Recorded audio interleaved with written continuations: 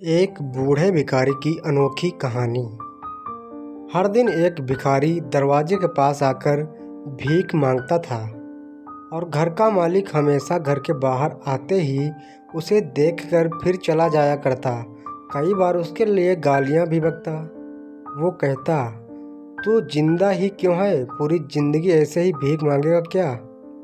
धरती का बोझ क्यों बना बैठा है? और कभी कभी उस भिखारी को गुस्से में धक्का भी मार दिया करता।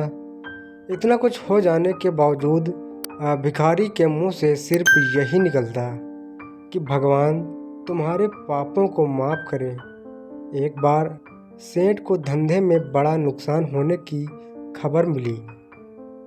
सेठ बहुत परेशान था कि तभी उसके दरवाजे पर वही भिखारी आया। गुस्से में अपना आपा खोते हुए सेठ ने उस भिखारी को पत्थर दे मारा। पत्थर लगने के कारण भिखारी का सर फूट गया और उसके सर से खून बहने लगा। फिर भी दर्द से कराहते हुए भिखारी ने इतना ही कहा, भगवान तुम्हारे पापों को माफ़ करे।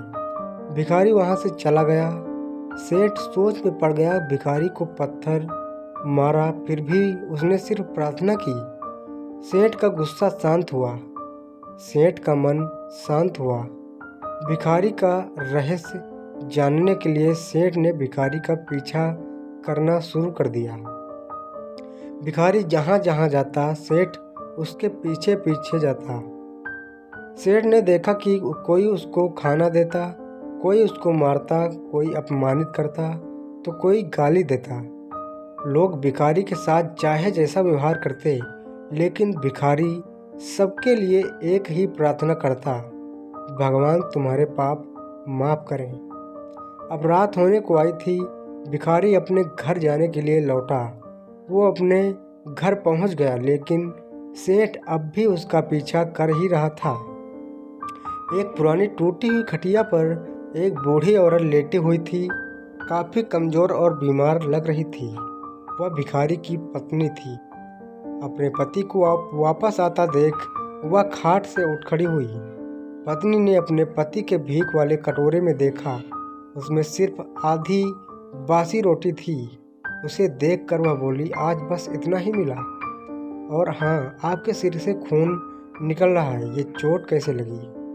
बूढ़ा भिखारी बोला, आज बस इतना ही मिला। किसी ने कुछ दिया ही नहीं। सबने गालियाँ दी और एक ने पत्थर भी फेंका, इसीलिए मेरा सर फट गया। एक गहरी ठंडी सांस लेकर बूढ़ा भिखारी फिर से बोला, यह मेरे ही पापों का फल है। तुम्हें याद है कुछ सालों पहले हम कितने अमीर थे? क्या कुछ नहीं था हमारे पास? हमारे पास हर चीज़ ज़रूरत से ज़्यादा थी, लेकिन हमने कभी दान नहीं किया। और उससे भी बुरा हमने उस अंधे भिखारी के साथ किया जो हमारे द्वार पर भीख मांगने आया करता था। बूढ़ी पत्नी की आंखों में आंसू आ गए। वह बोली, हाँ, हम उस बेचारे अंधे के साथ बहुत बुरा करते थे, उसका अपमान करते थे, उसे खाने के लिए रोटी की जगह कागज दिया करते थे, उसका मजाक उड़ाया करते और कभी कभी मारा भी करते। मैंने कभी उसको रास्ता नहीं दिखाया।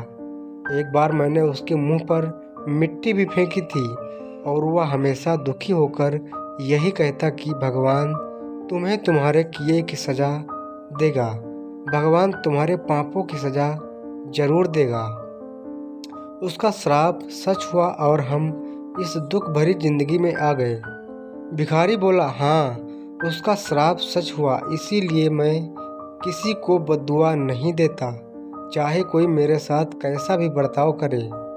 मैं हमेशा उसके लिए प्रार्थना करता हूँ। मैं नहीं चाहता कि कोई भी हमारे जैसे ज़िंदगी का अनुभव करें, किसी को भी हमारे जैसे दुखों का सामना करना पड़े।